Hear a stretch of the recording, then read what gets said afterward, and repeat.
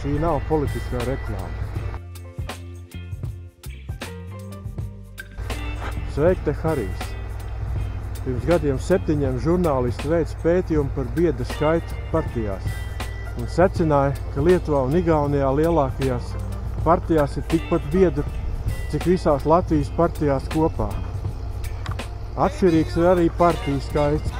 Ja var ticēt Wikipēdijai, šobrīd Somijā ir 6, Igaunijā 7, Lietuvā 19, bet Latvijā uzminiet cik 84 partijas.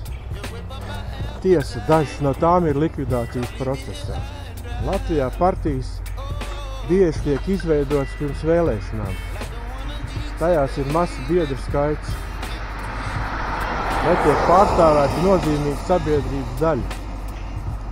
Ja izdodas iekļūt Saeimā, cīnās tikai par savu biedru interesēm.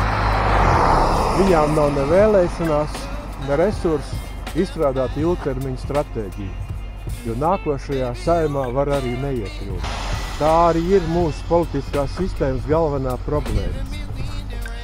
Starpkara periodā Latvijā ir bijis pat vairāk kā 100 partiju. Un Saeimā bija brīžiem bijuši 25 frakcijas, kas faktiski padarīja Saeimu rīcību nespējīgu. Tādēļ Kārlis Ulmanis Saeimu atlaida. Līdzīga problēma mums ir izveidojusies arī tagad.